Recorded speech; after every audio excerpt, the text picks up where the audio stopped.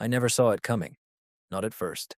In hindsight, the warning signs were blinking neon, but I ignored them. Or maybe I just couldn't believe what they meant. After 10 years of marriage, I thought I knew Hannah inside and out. We lived a comfortable life in a quiet Ohio suburb, just the two of us and our golden retriever, Max. We had our routines: Sunday morning farmers markets, Friday night takeout from Tony's Pizzeria, a kiss goodbye before work every day. All those little rituals made me feel secure, maybe even a bit complacent. But over the past couple of months, something had shifted. It started subtly. Hannah began working late more often at the marketing firm where she's a project manager. Or, at least that's what she said. One night in mid-February, she texted, "Don't wait up, big project, love you." Normally, she'd throw in a silly emoji or an exclamation mark. That night, it was just a period. My gut twitched. When she finally came home around midnight, I was dozing in front of the TV, Max at my feet. The moment the door opened, Max trotted over, tail wagging. I sat up groggily as she slipped in. She looked startled to see me still awake. Her appearance was oddly pristine for someone coming home from a late night at work. Clothes unrumpled, makeup still on point, and as she bent to peck my cheek, I caught a whiff of a musky cologne that wasn't hers or mine. "Late night?" I asked quietly, trying to keep my voice even. "Yeah," she replied quickly, kicking off her heels. "Told you, big project. Everyone's on overtime." She brushed past me, a little too quickly, with a strained smile. I noticed her lips were cool, like she'd been outside in the winter air rather than inside a warm office all evening. And her blouse and skirt looked freshly pressed, not a wrinkle or crease. There was a tension about her too, as if she was trying too hard to act casual. I forced a half smile and nodded. "All right, you must be beat." Inside, unease gnawed at me. She mumbled something about taking a shower and disappeared upstairs. Max returned to my side, leaning into my leg. I scratched behind his ears, my mind churning. That unfamiliar scent on her clothes. It triggered something raw and unsettling in my gut. It wasn't mine, and it wasn't any perfume she owned. Upstairs, the shower sputtered on. I sat in the dim living room, heart drumming. Should I confront her? Ask why she smelled like another man's cologne? My head swam with possibilities and rationalizations. Maybe it was nothing. An innocent hug from a colleague wearing strong aftershave? Maybe I was being paranoid. We trusted each other, didn't we? In 10 years, neither of us had given the other real reason to doubt, but something about tonight felt off. The curt text, the pristine appearance after an alleged overtime slog, the way she avoided eye contact and rushed to wash up. When she came back downstairs in her robe to fetch a glass of water, I was still sitting there, staring blankly at the flickering TV. She gave me a tentative smile. "You're up late," she said, avoiding my eyes by fussing with the kettle as if making tea. "Couldn't sleep," I replied, eyes fixed on her. "Everything okay with the project?" She murmured too quickly. "Got it done." She poured water into her favorite mug, not actually boiling the kettle. Her hands trembled just a hair. I realized I was clenching my jaw. I forced myself to sound casual. Good. Well, I'm gonna head up. Don't stay up too late." I got up and moved toward her. Habit made me lean in to kiss her forehead. Her damp hair smelled of vanilla shampoo, but underneath I still caught a trace of that foreign cologne on her neck. It took effort not to recoil. "I won't," she said softly. She lifted her face and we exchanged a brief goodnight kiss on the lips. There was distance in it. Or maybe that was my imagination running wild. I left her in the kitchen and went upstairs, my mind racing. In bed, I stared at the ceiling for what felt like hours, replaying every odd detail, her tone, her scent, the way she'd practically jumped out of her skin when she saw me awake. Was I overthinking a random whiff of cologne and a terse text? Could be. Hannah was a grown woman with her own life and stressors. Maybe I was just stressed myself, seeing things that weren't there. Eventually, exhaustion dragged me under, but it wasn't a peaceful sleep. The next morning, I left for work early. I manage regional sales for a paper supply company. Not thrilling, but it pays well. Usually, I'd linger to have breakfast with her, but that morning, I needed space to clear my head. I scribbled a quick note. "Have a good day. Love you." And slipped out while she was still in the shower. At the office, spreadsheets and client calls blurred into the background. All I could think about were those little signs. By lunch, I'd had enough of stewing in uncertainty. I had to know if my gut was right or if I was losing it, so I did something I never imagined doing. I lied to my boss about a personal emergency and drove home in the middle of the day to snoop on my own wife. Max greeted me with his usual enthusiasm as I entered the quiet house. I absently ruffled his fur and went straight to our small home office. If something was going on, there had to be evidence somewhere. People having affairs get careless eventually. They leave a trail. I rifled through the desk drawers and file folders, heart pounding. Nothing obvious. Bills, work documents, some junk. No mysterious love notes conveniently lying around. Finding nothing in her desk, I turned to her personal laptop. The laptop was on her nightstand, plugged in. I opened it, praying she hadn't changed her password. Her login screen appeared, a serene photo of us at the Grand Canyon from years ago. My chest tightened at the sight of our smiling faces. I entered her old password, our dog's name followed by her birth year. The cursor spun for a second. Then the home screen opened. I exhaled, tension and guilt swirling in my gut. Immediately, I clicked into her email. Inbox. Mostly work stuff, ads, an email chain with her mom about Easter plans. If she was coordinating an affair, she likely had a separate account. I thought about the text I'd seen pop up on her phone last night. Brad. Work. And that gave me a direction. Brad.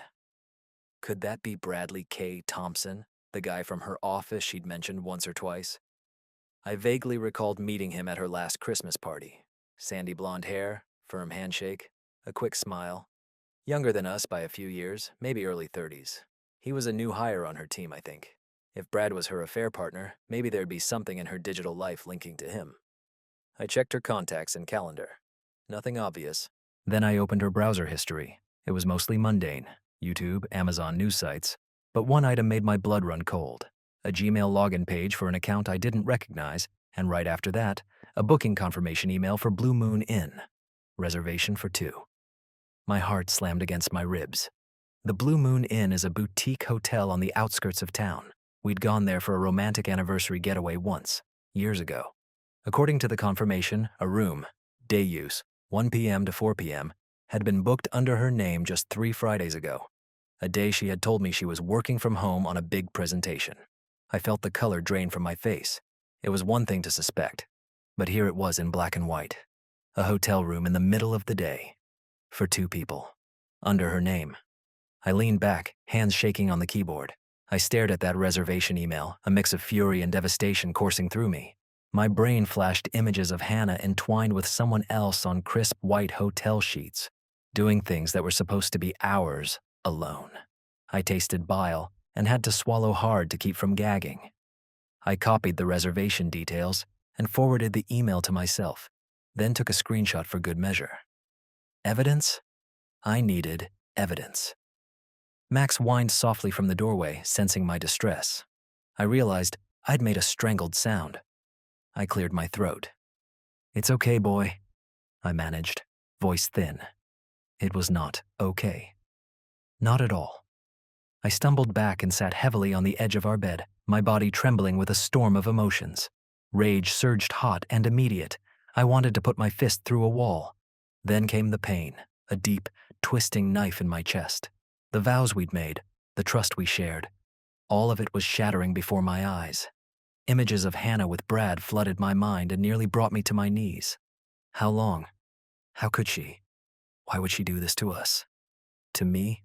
I forced myself to breathe slowly. As much as I wanted to explode right then, I knew I had to stay in control. If I confronted her in blind fury now, I'd likely get lies, excuses, or worse, drive her straight into his arms permanently. And I might ruin any chance to truly make them pay for what they'd done. No, a screaming match in our bedroom wasn't enough for this betrayal. I needed a plan. Something cold, calculated, and devastating. Something that would leave no doubt and no mercy. I rose on unsteady legs and looked at myself in the dresser mirror. My face was pale, jaw clenched, eyes burning not with tears, but with resolve.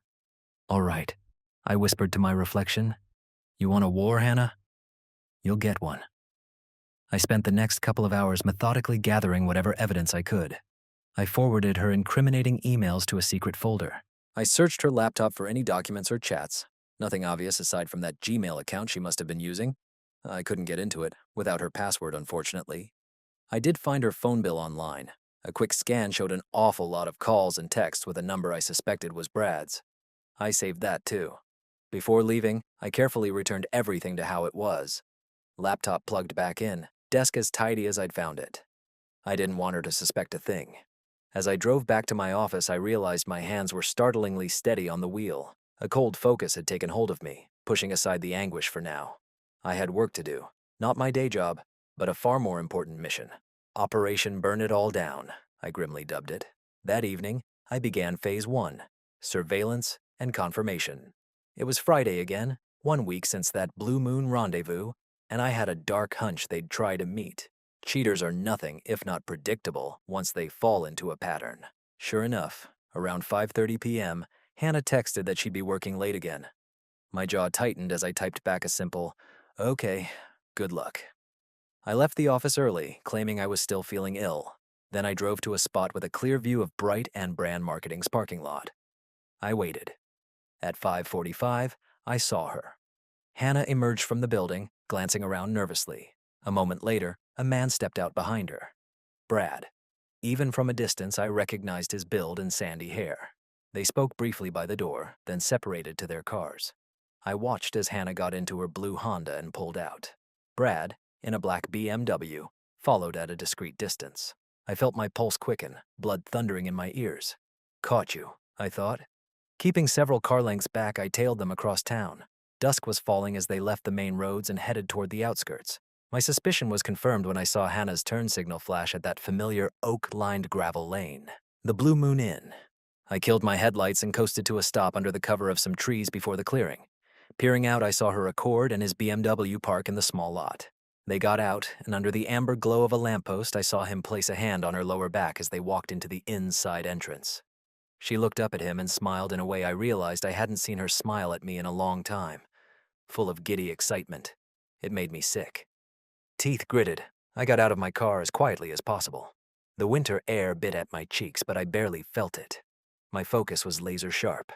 I slipped around the back of the property, sticking to the shadows of the trees.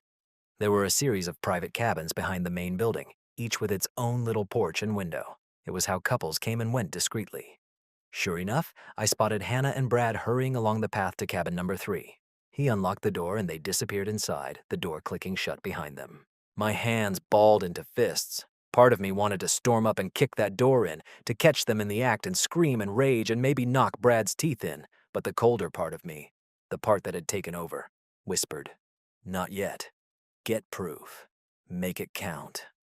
I crept closer, every crunch of frozen grass under my feet making my heart leap. Light glowed from the cabin's curtained window. As I neared, I heard muffled voices and then soft laughter. My stomach churned. The curtain had a narrow gap where it hadn't been pulled fully shut. Through it, I could see shapes moving. I couldn't quite make out details, just silhouettes and shifting shadows. But then, a figure, Brad, passed directly in front of the gap, and I saw he was shirtless. My wife's sweater came flying into view, tossed to the floor. Her form, clad in just a bra, stumbled back toward the bed as he pulled her in. I felt a white-hot flash of agony and anger. Breathe, I told myself. I pulled out my phone, opened the camera, and carefully snapped several photos through that narrow opening. They were a bit dark and blurry, but you could clearly see Hannah and Brad half undressed, wrapped around each other. Next, I switched to video and hit record. It caught some indistinct motion and their voices, Hannah's breathy moan of, "Oh God, Brad," and his low murmurs. That was enough. My hands trembled, but I forced myself steady. I had to gather enough damning evidence that neither of them could ever weasel out of it. For another minute or two, I recorded audio of their unmistakable passion and took a couple more still shots. It was torture, hearing my wife in the throes of pleasure with someone else. But I endured it with gritted teeth because every second of it was another nail in the coffin of their reputations. At last, I'd seen and heard enough. More than enough. I stopped the recording and quietly retreated into the darkness, my heart jackhammering. I ducked behind the trees and made my way back to the car, knees weak and breath puffing white in the cold. Sitting in my car with the engine off, I finally allowed myself a moment to break. My hands flew to the steering wheel, and I squeezed until my knuckles went bloodless. A ragged sob burst from my throat, and I slammed a fist against the dash. I let out a string of curses that echoed in the empty lane. Through a blur of hot, furious tears, I vowed, they are going to pay for this. both of them. I started the car and drove off before they could emerge. They likely thought they'd gotten away with it scot-free, sneaking around while I sat at home clueless. The thought almost made me laugh through my rage. They had no idea what was coming. I spent the weekend carefully planning my next moves. There was no way I could keep this charade of normalcy up for long. My anger was a living thing, coiled inside, begging for release. But I tamped it down and played the loving husband a little longer, just enough to set the trap. Saturday morning, I acted like I was going to run errands. In truth, I went to consult with a divorce attorney, a sharp old pro named William Carver. I laid out the situation, showed him some of the evidence. He was sympathetic and, more importantly, strategic. We discussed how Ohio allowed fault-based divorce on grounds of adultery, and how I could leverage that in negotiations to make sure Hannah didn't get a penny more than she deserved, which was nothing, in my opinion. No kids made things simpler. He agreed to draft the paperwork and hold off filing until I gave the word. I wanted to time this just right. From Carver's, I drove to a quiet park and made another hard phone call to Mark, my best friend since college, and the best man at our wedding. Telling him was painful, like saying it out loud made it more real, but I needed an ally. Mark was shocked and furious on my behalf. After a few choice expletives about the situation, he asked, "What are you going to do?" "I'm going to expose them," I said flatly. "I'm not interested in salvaging anything. I need you to have my back when it all goes down." He promised he would, though he urged me to be cautious. "Don't do anything that lands you in jail, okay?" He half joked, trying to lighten the mood. I assured him I wasn't planning anything violent, just a reckoning. That afternoon, I also reached out to Melissa Thompson, Brad's wife. I found her on social media. Thankfully, her profile was public enough to message. I kept it simple. "Hi, Melissa. I'm Ethan, Hannah's husband. I have something important to share regarding your husband, Brad. Could we meet in person? It's about an affair." It took a few agonizing hours, but she replied. Understandably, she was wary and confused, but we arranged to meet the next day at a coffee shop downtown. I can't say I looked forward to doubling someone else's heartbreak, but she deserved to know. And selfishly, I needed an ally in this too. Someone on the inside of Brad's life who might help ruin him. On Sunday at 2 p.m., I walked into the little cafe and spotted Melissa immediately. She was a pretty brunette in her early 30s, sitting in the corner nursing a cup of tea and looking apprehensive. I introduced myself softly, and we sat. It was one of the hardest conversations I've ever had. I showed her a couple of the photos on my phone and gently explained that our spouses were having an affair. Her eyes filled with tears as the reality sank in. She went through shock, denial. Brad wouldn't. We were trying for a baby. Then anger and grief. I mostly listened and answered what questions I could, my own voice shaking at times. By the end of our meeting, Melissa was devastated but also resolute. She thanked me through tears for telling her the truth. In that moment, she transformed her heartbreak into determination. She said she would be divorcing Brad, no question. We exchanged contact information and agreed to coordinate on exposing them. There was some comfort, however grim, in knowing I wasn't alone. Someone else was prepared to bring the hammer down on this deceit. Driving home, I felt a grim camaraderie with Melissa. Two betrayed spouses, arm in arm, metaphorically, against the adulterous duo. It steeled my resolve even further. I knew I couldn't keep the act up much longer, so that Sunday night I set the final stage. Confrontation. But not the final end. Not yet.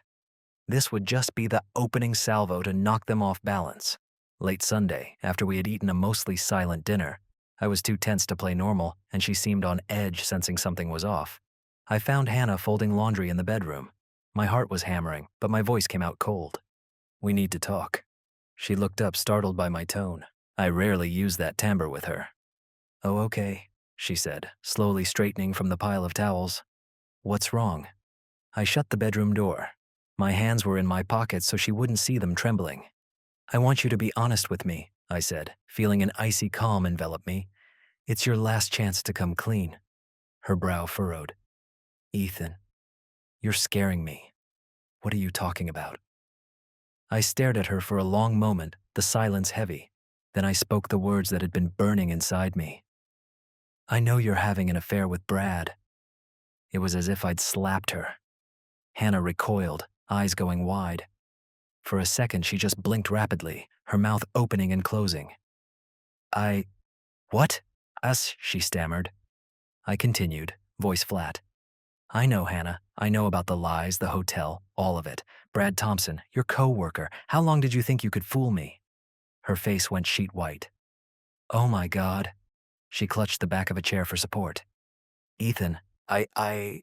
Tears pooled in her eyes instantly, and she began shaking her head frantically. It's not what you think. Don't, I cut her off, raising one hand. Do not insult me with more lies. My voice hardened, anger seeping through the controlled facade. I followed you on Friday. To the Blue Moon Inn. Her hands flew to her mouth as a strangled sob escaped. That told me everything I needed to know, as if I didn't already have proof. She knew the game was up. I'm so sorry, she choked out from behind her hands. Ethan, I'm so sorry. The dam broke and she started sobbing, shoulders shaking. It was a mistake. I never meant to hurt you. I felt a flare of fury at seeing her cry. She was crying? She who had blown up our life so carelessly? My voice came out low and trembling with barely restrained rage. How long? She sank onto the edge of the bed, face in her hands.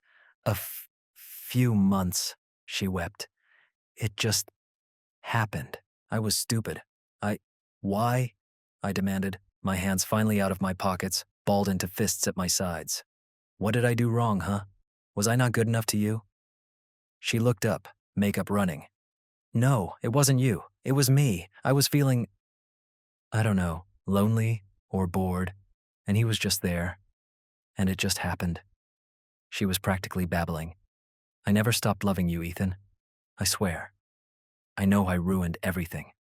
Oh, God. She dissolved into sobs again. I watched her, feeling oddly detached. A week ago, her tears would have moved me to comfort her.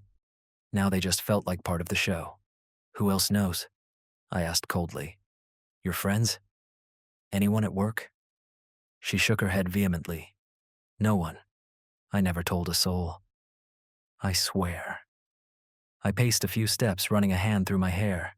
The rage and hurt inside me were warring with a perverse sense of grim satisfaction. I'd wanted to see her break, to see her remorse. And here it was. But it wasn't enough. Not nearly enough. She stood suddenly and reached for me. I ended it, she blurted out. Friday was the last time. I told him it's over. I told him I had to save my marriage. I recoiled from her outstretched hand as if it were poison. And I'm supposed to applaud you for that? You think that erases what you did? She withdrew, hugging herself. No, I want to fix this. If you'll let me. Her voice was small, desperate.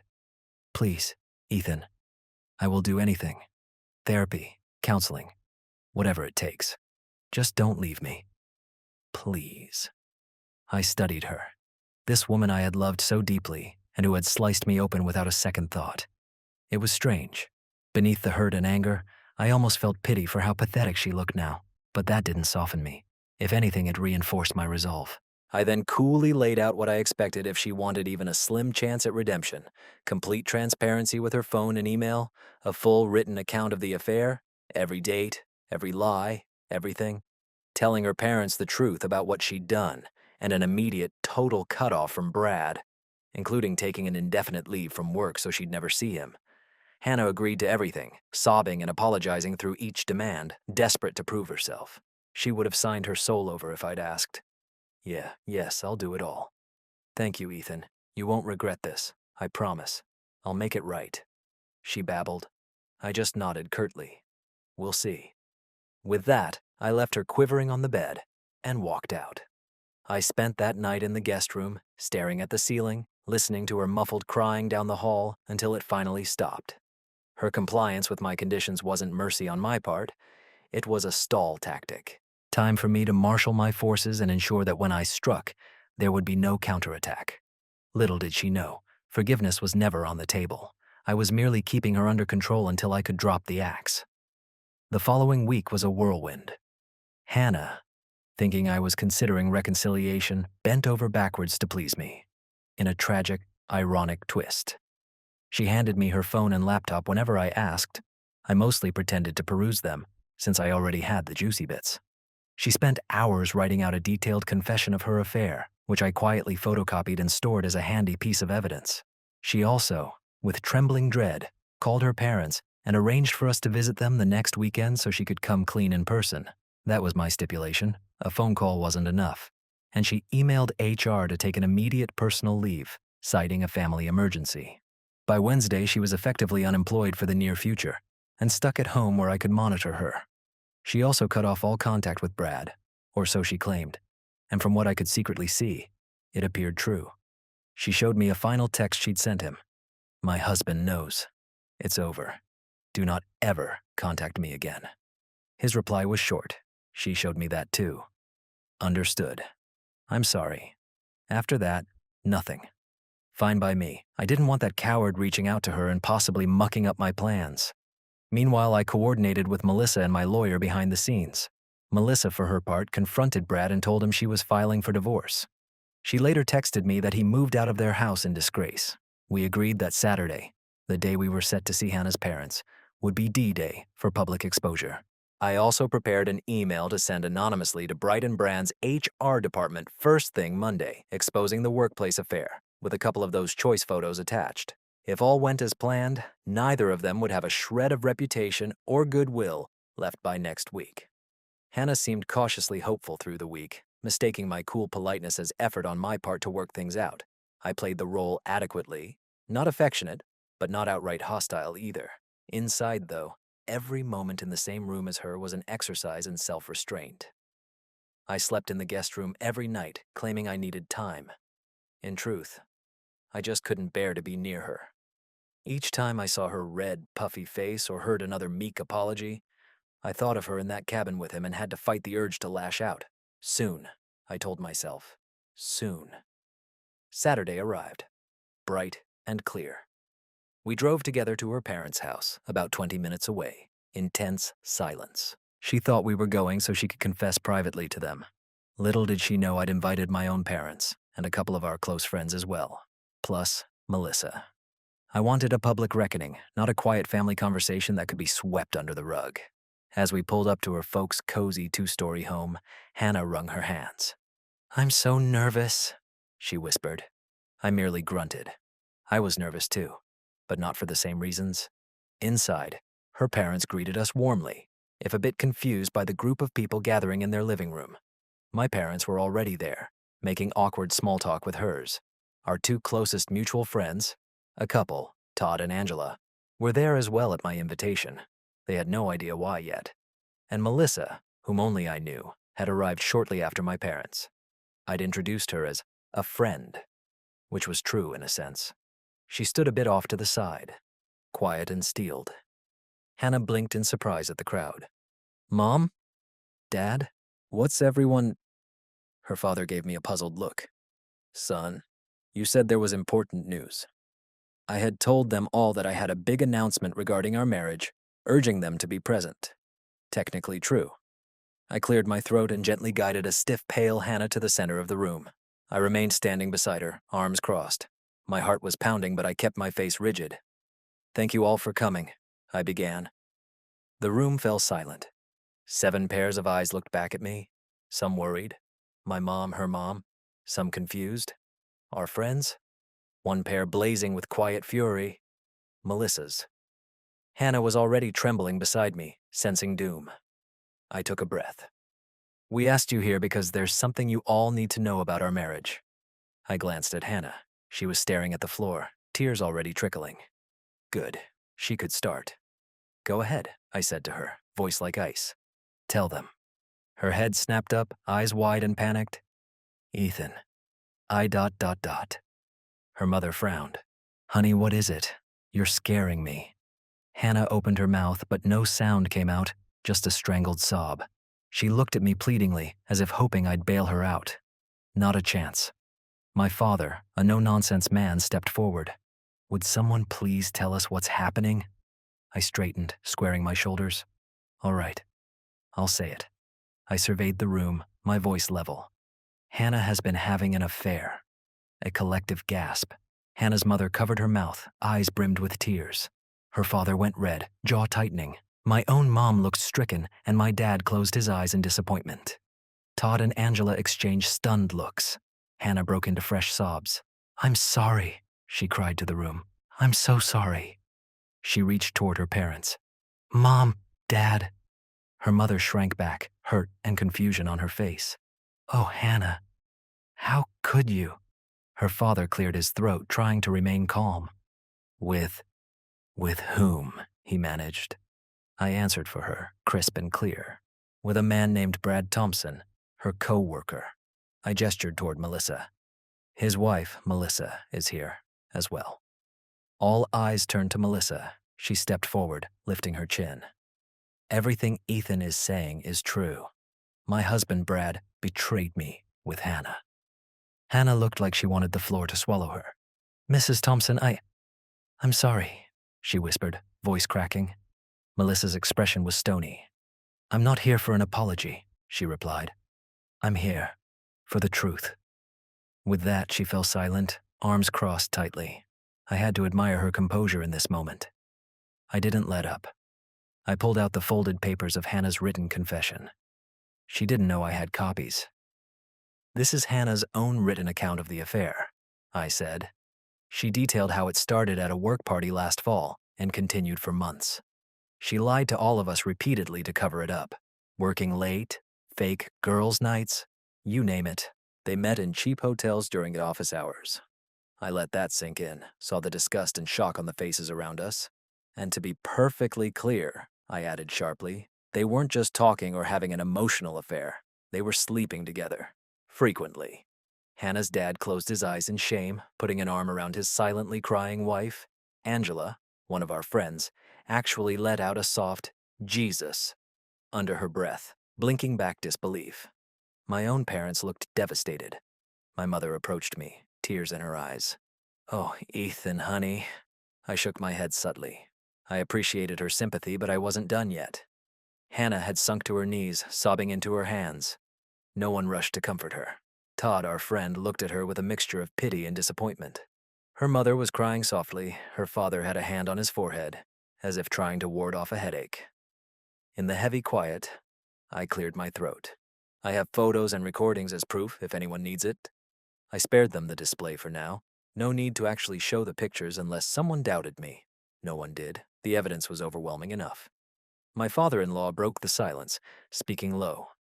I don't know what to say. We love you, Hannah, but I'm just so disappointed." Hearing the hurt in his voice made Hannah wail louder. I let the silence and shame hang for a long moment. Then I straightened. My voice turned from narration to final verdict. "I've already contacted a lawyer. I'm divorcing Hannah for adultery." I reached into my jacket and pulled out an envelope containing the divorce papers Carver had prepared. I dropped it on the coffee table in front of her. "These are already signed. I'll be filing them first thing Monday." Her parents exchanged sad, understanding looks. They couldn't exactly blame me. Hannah looked up from the floor, eyes swollen. "Ethan, please," she croaked, voice wrecked. "Don't do this. We can—" "No," I said firmly, my tone cutting like a knife. "We're past that. You did this. Now you face the consequences." She shattered into sobs again, and this time her mother did crouch beside her, gingerly rubbing her back even as tears ran down her own cheeks. I took a deep breath, feeling an immense weight lifting off me. It was done. The truth was out, my decision clear and public. Hannah would find no ally in this room to tell her she didn't deserve what was coming. Even her parents, though heartbroken, nodded sadly when I glanced at them. They knew as well as I did that there was no salvaging this. Melissa stepped forward one more time, addressing my in-laws softly. "I'm sorry to bring this into your home. I know this is painful. For what it's worth, I truly wish none of us were in this situation." Her voice trembled just a bit. "But I will also be divorcing Brad, and our employer has been informed of their activities during company time. I suspect neither of them will have a job by the end of next week." A ripple of surprise went through the room. Hannah's tear-streaked face shot up. Melissa. My job." Melissa gave her a withering look. "Actions have consequences, Hannah." I chimed in calmly. "I already sent HR an email with proof this morning." Okay, I hadn't actually hit send yet, but it felt damn good to say it in front of her. They'll likely both be asked to resign or be terminated for misconduct, and frankly, they deserve it. Hannah appeared completely shattered now. Career, marriage, reputation, all in tatters at her feet. Good. I wanted her to feel there was no safe haven, no escape from the mess she'd made. My piece said. I looked around at the group. My mother was quietly crying. My father looked grim but gave me a supportive nod. Her parents were consoling her despite their disappointment. Our friends were in shock, but I could tell they'd side with me. Todd clapped me on the shoulder as I moved to grab my coat. I'm going to step outside for some air, I announced to no one in particular. No one objected. I think they all understood the need. Hannah lifted her head. Ethan, she cried, voice raw. I paused only long enough to meet her eyes. She must have seen something final in mine because her face crumpled anew. I turned and walked out the front door without another word. The cold evening air hit my face, refreshing and bracing. Behind me, through the door, I could still hear the murmurs and cries of the wreckage I'd left in there. I inhaled deeply. It hurt, but it also felt good. Cathartic. I had done it. I'd burned it all down. In the weeks that followed, the consequences of Hannah's betrayal unfolded swiftly and publicly, just as I'd intended. On Monday morning, I sent off that email to Brighton Brand's HR with a succinct note about 2 employees conducting an affair on company time, complete with time-stamped photos of their hotel trysts. By midweek, both Hannah and Brad were gone from the company. I heard through the grapevine that management gave them a choice to resign or be terminated. Either way, they were out. So on top of everything else, they each lost their jobs and professional credibility. Good riddance. Melissa kept me informed about Brad's situation.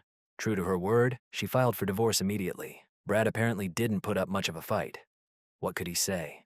He was living in some motel by the highway when she last spoke to him. She told me she felt a grim satisfaction watching him struggle, and I couldn't blame her. We both did. As for me, I had Carver file my divorce petition the day after that fateful gathering. Surprisingly, or maybe not, Hannah didn't contest a thing. Within a couple of weeks, she had signed the papers, essentially agreeing to whatever terms I asked. Guilt, shame, devastation, whatever the cause, she offered no resistance. I allowed myself a small concession to practicality by splitting our assets fairly. I wasn't out to leave her destitute, just to free myself and ensure she reaped the fallout of her actions. By the end of it, I kept the house. Not that I wanted it, but selling it during the divorce would have taken too long. And my car, and most of my savings. She didn't even ask for alimony, despite technically being unemployed now. We both knew she had no leg to stand on there. I moved out immediately, opting to crash at a friend's place rather than stay under the same roof with her 1 minute more than necessary. That friend, of course, was Mark. He insisted I take his guest room as long as I needed. In those early days, his presence kept me sane. On the worst nights when I couldn't shut my mind off, replaying scenes of the past months in a tormenting loop, Mark would drag me out to the gym or plop me in front of an Xbox to distract me. He was my rock, and I'll forever be grateful. Hannah. Well, from what little I know, she went to stay with her parents after I left. I imagine facing neighbors and mutual friends was too humiliating for her. News of her infidelity and our very public confrontation spread quietly around our community. Nobody came banging on my door about it. Ohio suburbs aren't exactly tabloid fodder. But there were whispers. A couple of acquaintances who heard through the grapevine reached out to offer support or condolences, and likely to get the salacious details. I didn't oblige them. She sent me a few messages in the days after I left. Long, emotional texts and emails full of apologies and self-loathing, and pleas for forgiveness. I read none of them beyond the opening lines. I had no interest in her apologies now. I responded only once, tersely. All communication can go through my attorney. That was the last time we spoke. I have no idea how she's truly faring, and I find that I don't much care. She made her bed. She can lie in it, alone. Some might wonder if after executing my revenge so fully, I ever felt remorse or emptiness. To be completely honest, I didn't. Watching the 2 people who betrayed me face real consequences gave me a sense of justice and closure. I'm not naive. I know I'm not healed or completely over it, but I have zero regrets about how I handled things. If anything, I feel a grim pride that I stood up for myself and didn't let them sweep their betrayal under the rug. They wanted a thrill at the expense of our lives. They got an explosion instead. One chilly evening about a month later, I returned to the house, now legally mine, to pack up some final items. The place was cold and stale, having been empty for weeks. As I walked through the silent rooms, memories tugged at me. Happy mornings in the kitchen, cozy movie nights on the couch, the little marks on wall measuring years of our lives. Ghosts of a life that, for me at least, had been real and true. For her, perhaps not so much. I loaded a box of personal books and the last of my clothes into my car. Before I left, I stood for a moment in the doorway of what used to be our bedroom. The bed was stripped bare, the mattress still bearing the indent of where we once slept side by side. So much love, laughter, and trust had existed in these walls. And now, nothing. Well, not nothing. I felt freedom. Pain, yes. A deep scar where my heart had been gouged. But also freedom. Because the man who walked out of this house tonight was not the same one who had lived here a few short weeks ago. That man had been deceived and kept in the dark. This man had taken decisive action and reclaimed his life. As I shut the front door behind me for the last time, I realized there was a faint smile on my face. Winter was melting away, and spring was on the horizon. A chance for renewal. The worst was behind me now, left in ashes where it belonged. And as I started the engine and drove off into my future, I allowed myself something I hadn't felt in a long, long time. Hope.